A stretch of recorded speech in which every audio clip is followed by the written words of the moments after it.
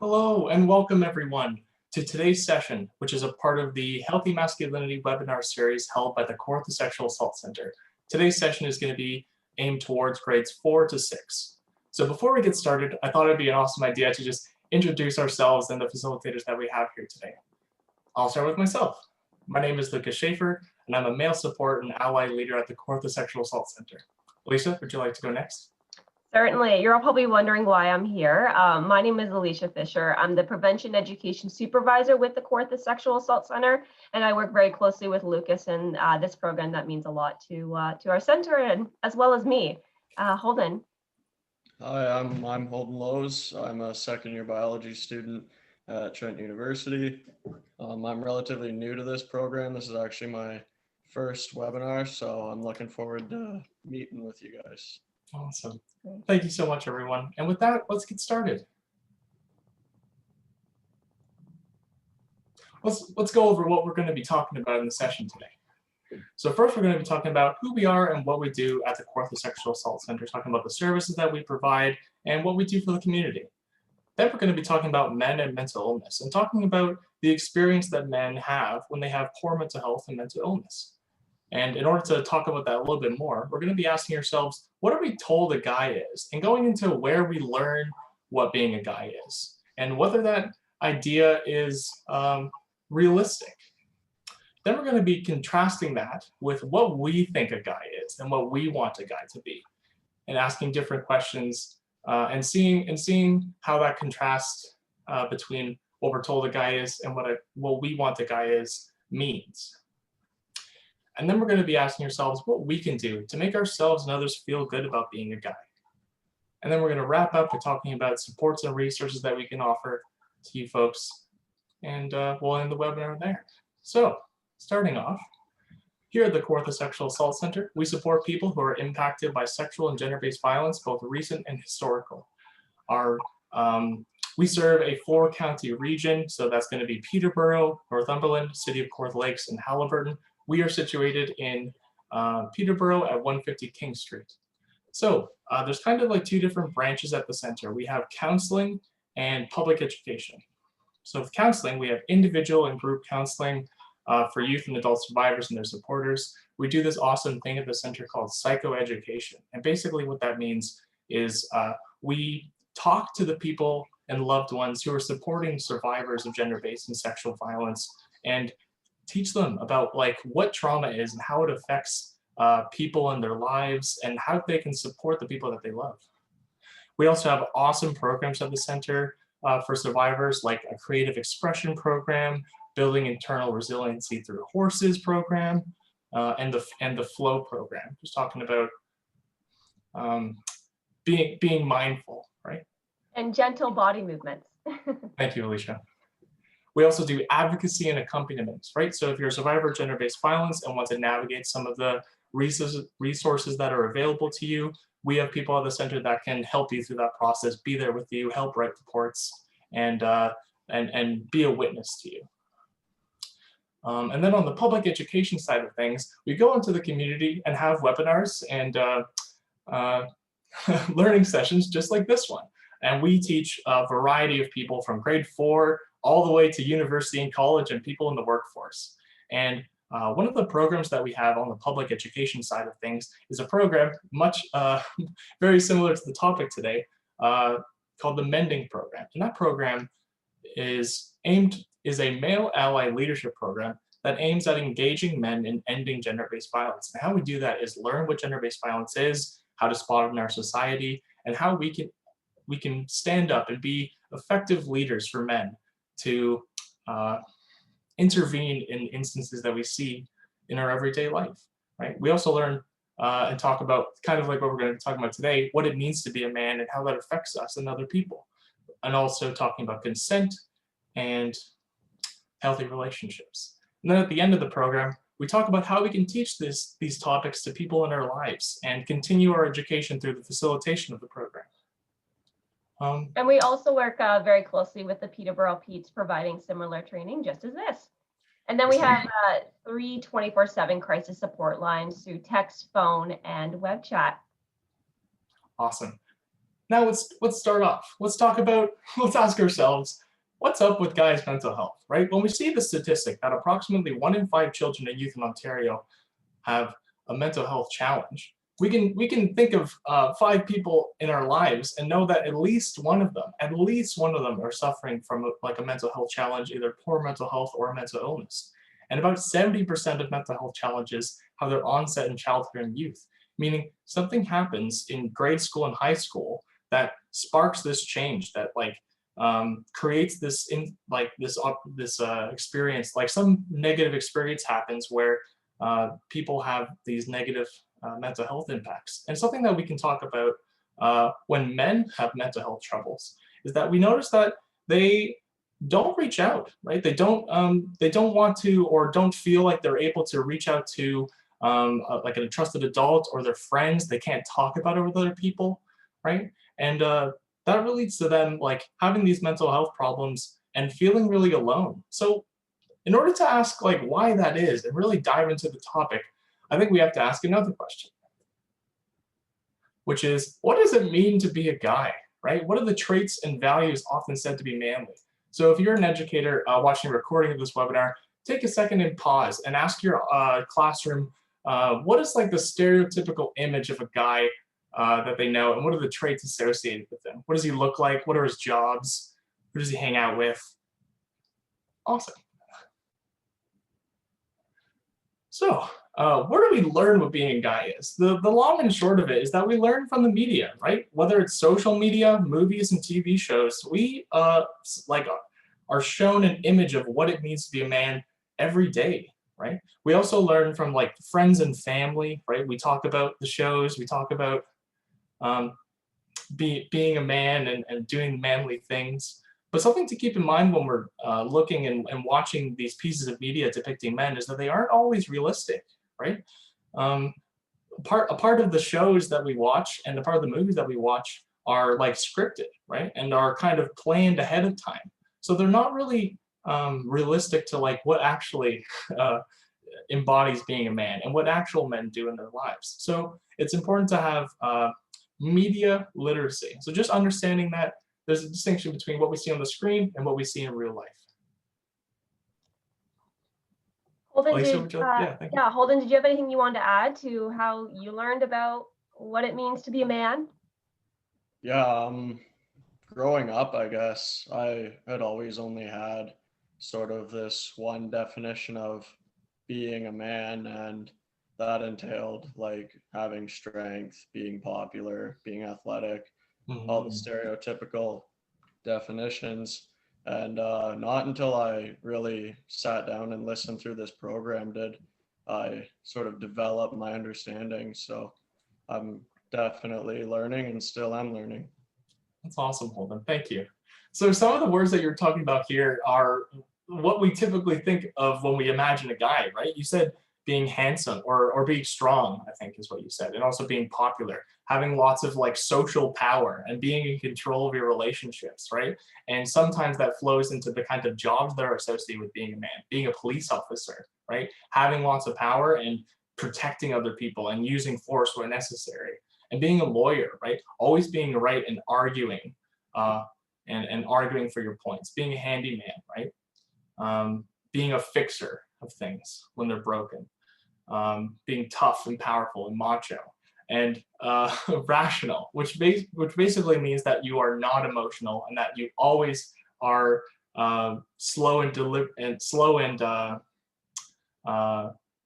don't let emotions cloud your thought. But the only emotion that is often said that like we can embody as men is being anger, right? Because that shows our strength and our power, right? And it's often used against other people. So when we talk about all these things that form this idea of being a man, we notice that like it forms this box, right? That when we see like the stereotypical man depicted in media, that it's always one thing, right? And it doesn't really deviate from that.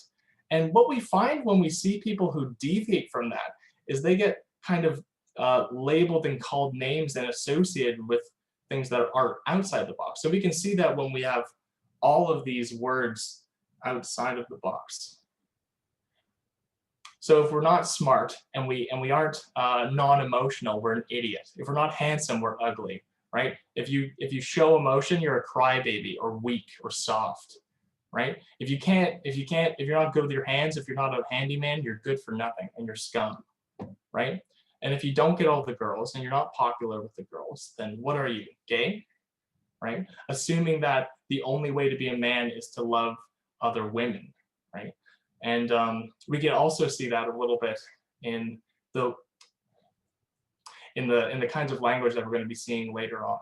But what happens to the people who fit outside of this box, right? What kind of phrases and words do we see being used against them? And oftentimes it's associated with stop being themselves and man up. Stop acting like a girl. Be a man. Take it like a man, right? Instead of coming to someone who's suffering from an experience, right? Like maybe they're really sad, maybe, and for a good reason. Instead of being there for them, we say, "Oh, suck it up. Take it like a man," right?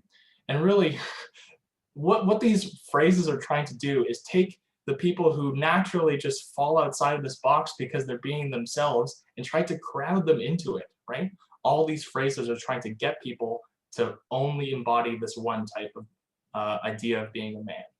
And along with these phrases, we also see really mean words that do a lot of harm to other people.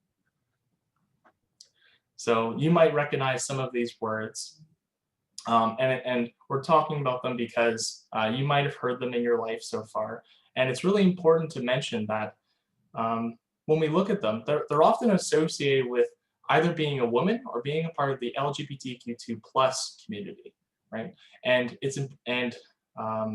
that's really not a good thing, because we're defining what it means to be a man and implying that that's a good thing to do, like being a man is a great thing, and then saying when you're a woman or you're gay or you're part of the LGBTQ2+ community that you're not a man, and then therefore that you're bad, right?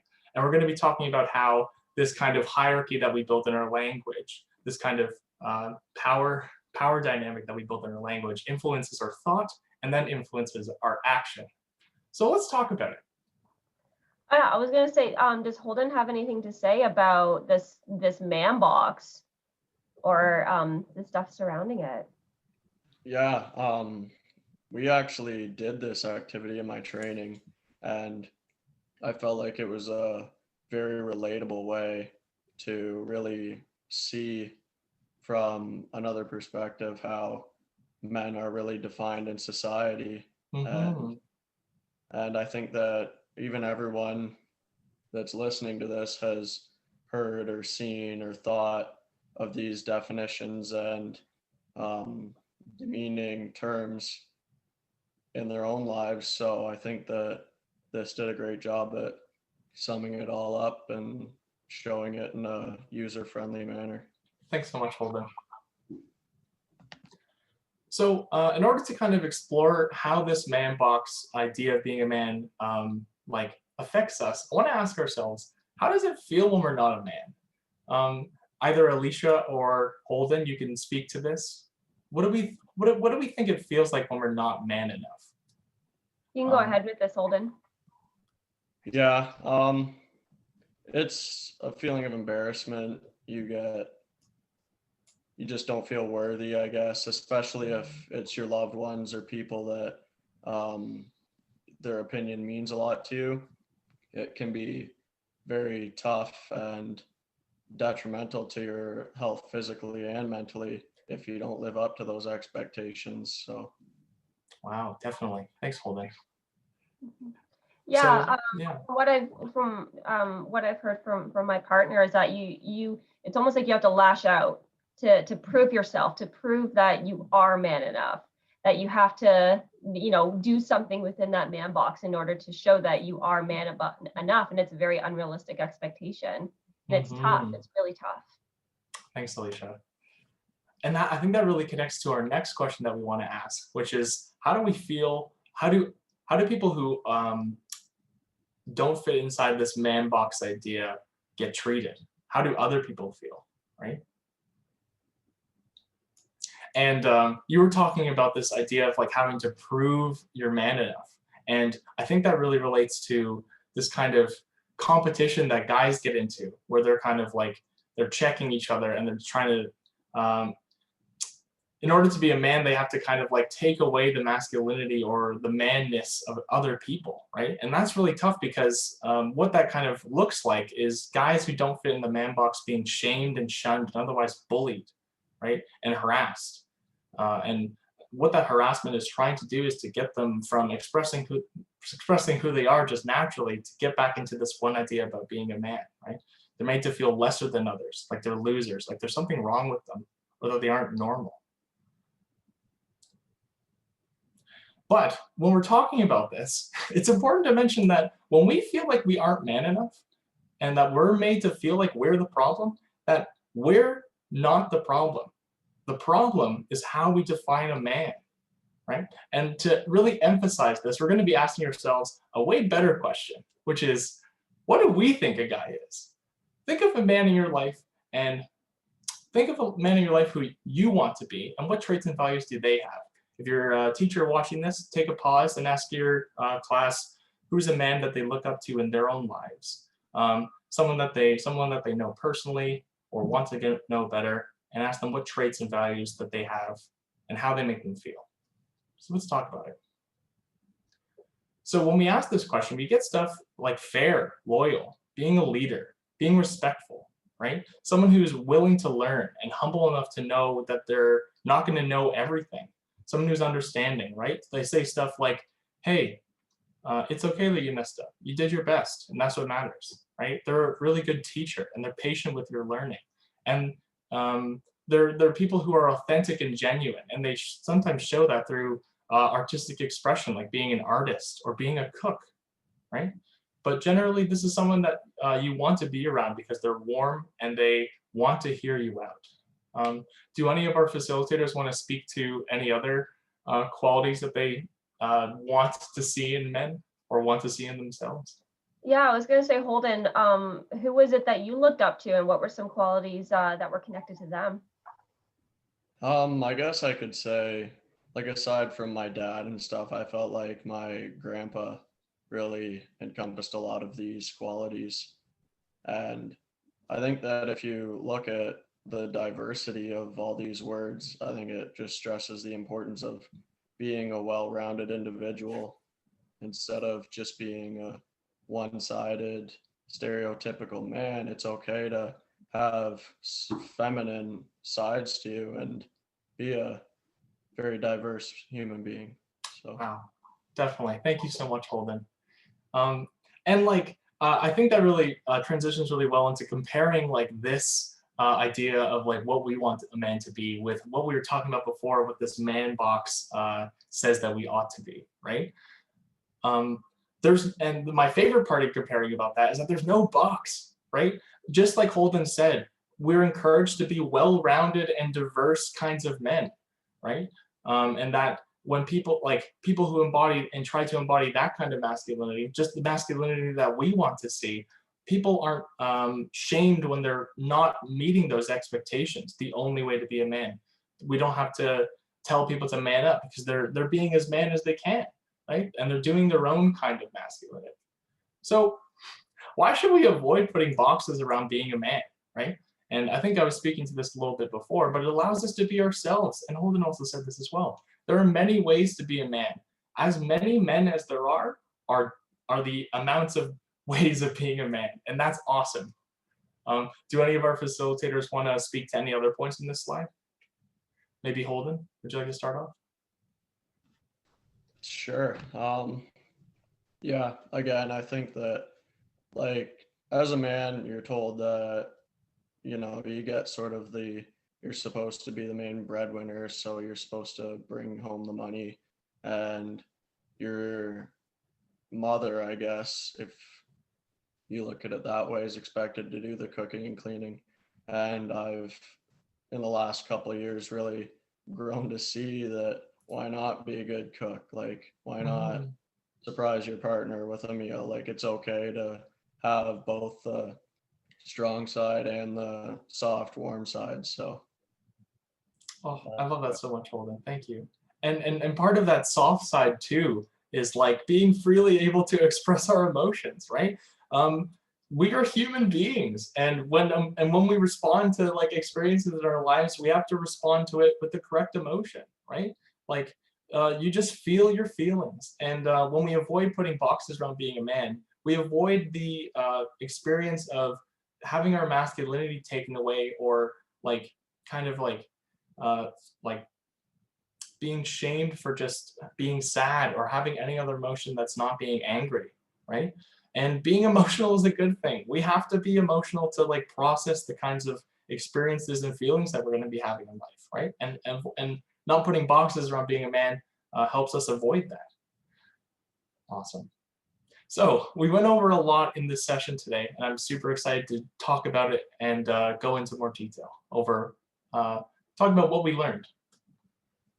So what were some key points?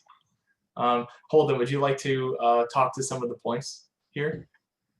yeah, I think that I'd like to just make a quick recap on everything in general sort of deal. I think the biggest thing to take from this is the ability to be a well-rounded, diverse man. And yeah, other than that, I think important things to touch on are that man box activity, and just be aware of those terms and where you use them and where you hear them, and how to yeah, just be a well-rounded and kind human being. Awesome. Thanks, Holden. Yeah, like we learned just like Holden was talking about, where we learned what being a guy means. So we talked about how it's informed by like social media, the movies and TV shows we watched, and how that's shared by our friends and family, right? And that Holden was also talking about, we should be a little bit critical when we're watching these, asking ourselves, is that really what being a man is, or like, are there other ways of being a man, right? And we also talked about what the current way of being a man is, this kind of man box singular ideal, an idea of being a man. And we also talked about what happens when we and others feel like we don't fit in that box, right? We talked about how the people who find themselves on the outside of that singular idea of being a man are bullied, harassed, and shamed into going back into the box, into not being who they are, and instead only be this one kind of man. And at the end, after we asked ourselves what we think being a man is, we talked about how being a guy doesn't have to look like one thing, how we can be well-rounded and diverse kinds of men, and that we can choose what being a man means to us. And that's awesome, right? Because that allows us to freely share our feelings and have connections with others, because that's important for health, for being healthy. Both your physical health as well as your mental health, right? Both are muscles that need to be taken care of. Absolutely. Thank you, Alicia. And with that, I want if you're an educator watching this webinar, please fill out the survey that was included in the email that you received this webinar from. We want to make sure that this is as awesome as possible for you folks. So let us know your feedback. And some of the crisis support lines that we were talking about a little bit earlier when we were introducing the Kawartha Sexual Assault Center on the screen now. We have a 24/7 text, phone, and online service. If you can't see or can't remember the phone numbers listed here, we also have them listed on our website at kawarthasexualassaultcenter.com. So I want to thank you all for tuning in and watching us. This was awesome. I also want to thank our facilitators, Alicia and Holden, for speaking to their experiences with this. This was super lovely. Thank you so much. Thank you. Bye. See ya. See ya.